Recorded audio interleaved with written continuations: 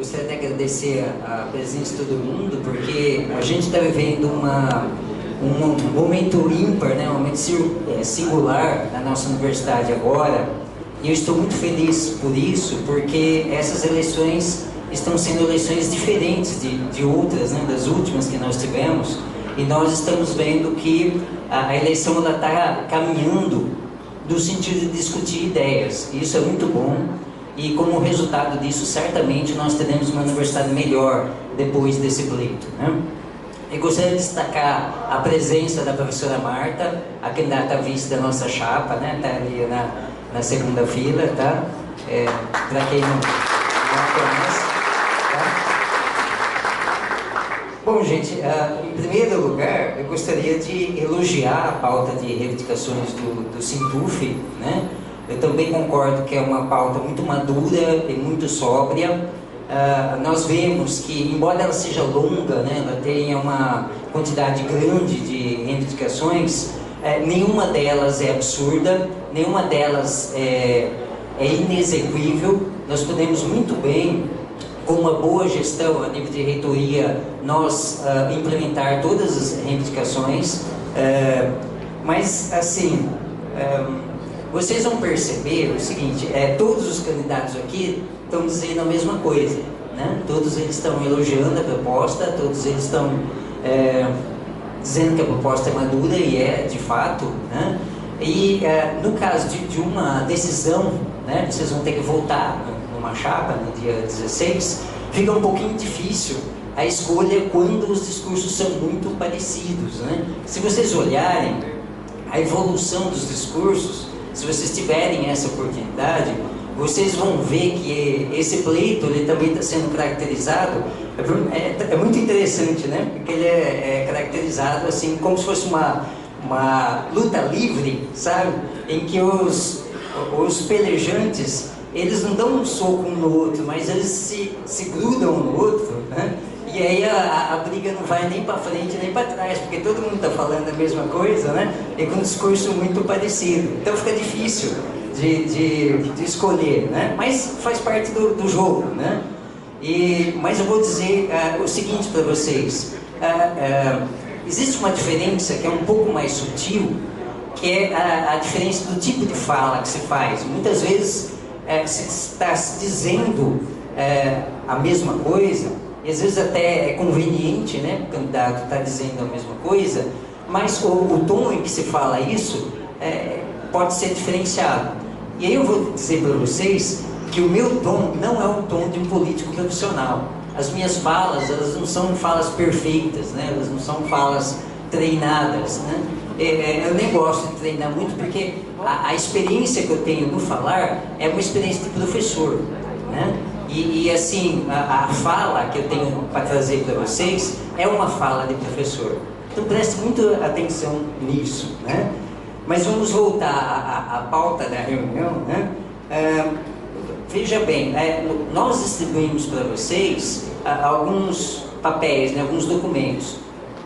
Num deles tem um currículo meu, no outro está a nossa proposta, né? Assim, é um texto que nós estamos publicando desde um mês atrás, né? Desde de meados de janeiro, e também um texto no qual nós colocamos a nossa concepção de universidade, o que nós vemos como sendo uma universidade proativa, e também as nossas propostas de gestão, de campanha, aliás, né? Que é basicamente fazer uma campanha barata e fazer uma campanha baseada em discussão de ideias. E eu estou muito feliz porque nós estamos conseguindo fazer isso. Nós provamos que na FMT é possível fazer uma campanha bem feita, utilizando poucos recursos, né? E uma campanha que é baseada em ideias.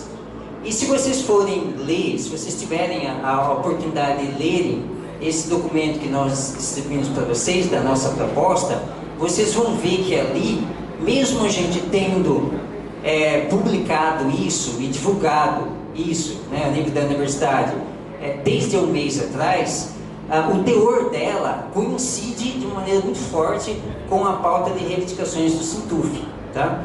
Bom, acho que 15 minutos não dá para a gente cobrir todos os pontos, mas eu gostaria de destacar alguns.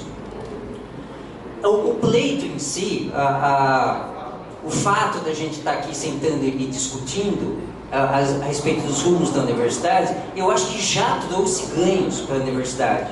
Então, várias das pautas que estão no documento de vocês, eu já considero conquistas, porque os candidatos estão se comprometendo. E uma delas é a jornada de 30 horas.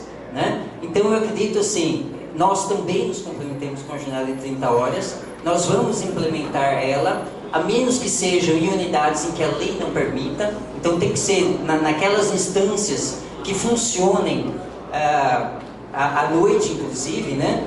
E nós temos que colocar várias instâncias da FMT que atualmente não funcionam à noite para funcionar, como a biblioteca, né? Então nós temos esse compromisso. E outra coisa, outra conquista que acho que já foi feita, né, durante a campanha mesmo antes das eleições, é a proposição de todos os candidatos em aceitar uma consulta para a escolha dos pró-reitores dos campos do interior. Eu considero isso também já um avanço da universidade. E esse documento em si, ele vai consolidar uma série de avanços, né? Aliás, ele já está consolidando, estou feliz por causa disso, tá? E a partir dele eu tenho certeza que a universidade que nós vamos ter no futuro imediato vai ser uma universidade melhor. Eu só gostaria de destacar dois pontos em que eu gostaria que o próprio Sintuf refletisse um pouco mais, né? Uma delas é com relação a nossa estrutura departamental, vamos dizer assim, né? Porque o documento tem razão ao colocar que existe muito territorialismo, né? Várias pessoas acreditam que aquele espaço é delas e, vamos dizer assim, nós não temos uma condução mais democrática dos nossos espaços físicos. Mas eu gostaria que também fosse pauta de reflexão o fato de nós termos uma estrutura epistemológica do conhecimento, né? Então, a maneira com que a ciência se consolidou ao longo da história, ela determinou certas divisões. É lógico que nós temos que avançar na questão da interdisciplinaridade, mas nós acreditamos que não se faz interdisciplinaridade sem disciplina. Você não consegue estabelecer relações de interdisciplinaridade se você fragilizar as bases da ciência que foram construídas ao longo dos últimos séculos, né? Então, quando nós formos pensar numa nova política com relação à divisão das unidades, nós temos que levar em conta isso também, tá? A estrutura epistemológica do conhecimento, isso é muito importante. Outro ponto também que nós vamos ter que pensar um pouquinho para ver como que vai fazer é a questão da nomeação do superintendente do Júlio Miller. Eu concordo que o melhor caminho possível é a própria comunidade do Júlio Miller escolher quem é esse superintendente. Mas o contrato com a EBSER impõe algumas limitações com relação a isso. Então nós vamos ter que discutir mais a esse respeito, tá? Eu aconselho a vocês lerem o contrato com a EBSER, inclusive porque ele tem a possibilidade de que os técnicos, né, os servidores do hospital universitário sejam transferidos para a empresa, tá? Isso causa uma certa preocupação, tá? Alguns outros pontos que eu gostaria de destacar é com relação à sensibilidade do documento do Sintuf com alguns pontos em que há algum tempo já a nossa chapa vem colocando como fundamentais. Primeiro, com relação aos estágios dos nossos cursos de graduação, tanto licenciatura quanto bacharelado. Nós, de longa data, estamos defendendo a ideia de que os nossos estágios estão fragilizados e que nós vamos precisar investir muito trabalho na melhoria dos nossos estágios. Isso é fundamental para nós conseguirmos que a universidade tenha uma articulação com a sociedade mais estreita e mais forte. Então nós precisamos repensar os nossos estágios, nós precisamos investir nos nossos estágios, nós precisamos cuidar muito bem disso, e foi assim com alegria que eu vi que isso está presente, é uma preocupação também do Sintuf, tá? Outra questão que é importantíssima, é o primeiro ponto da nossa proposta, é a reformulação do Estatuto e do Regimento da Universidade, né? Nós precisamos de um regimento mais leve, mais objetivo, para que nós possamos ter uma carga de burocracia, de entraves ao nosso trabalho, pelo menos menor do que é agora, né? Nós temos, quando a gente se propõe a fazer alguma coisa dentro da universidade, os entraves são enormes. Então, se nós tivermos um regimento mais bem pensado, mais bem articulado, nós podemos ter um conjunto de leis que seja mais simples e mais objetivo e que não nos atrapalhe no nosso trabalho. Mas mais importante ainda que o regimento é o próprio estatuto, né? É o estatuto que fala qual é a cara da universidade.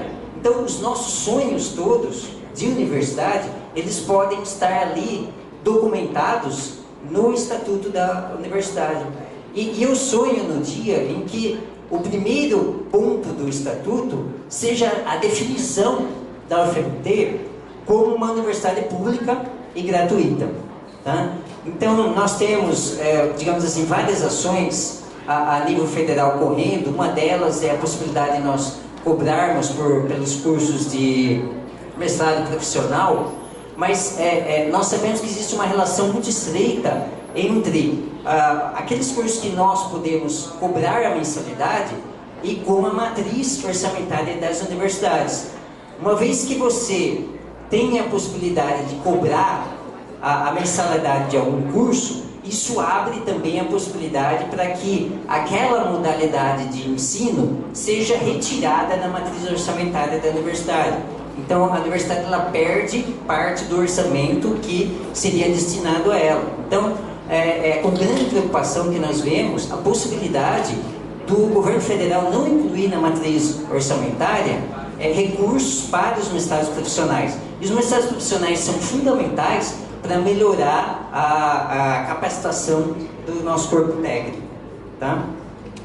Outro ponto também que eu gostaria de salientar como importante no documento é a preocupação com o plano de desenvolvimento institucional da UFMT, porque nós não temos uma política.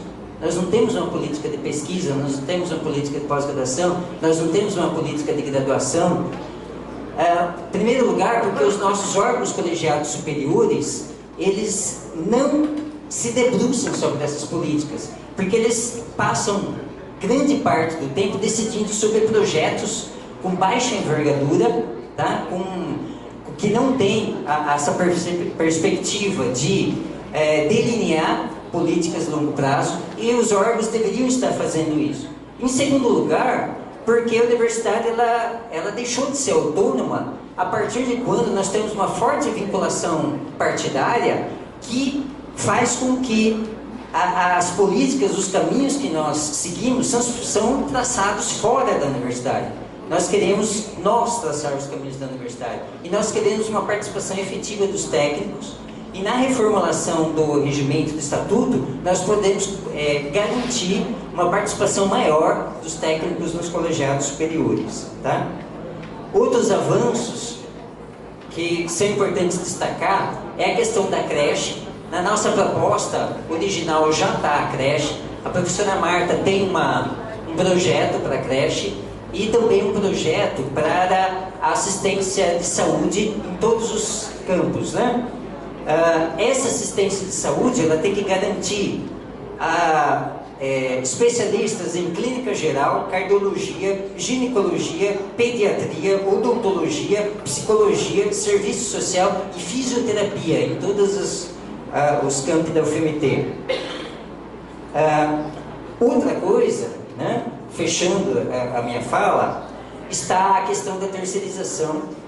E todos nós sabemos como a terceirização ela traz uma precarização nas condições de trabalho, né? Então, os trabalhadores terceirizados, eles têm uma condição trabalhista muito pior do que aqueles que são efetivos na UFMT. E com a extinção de cargos, isso vai, vamos dizer, se intensificar.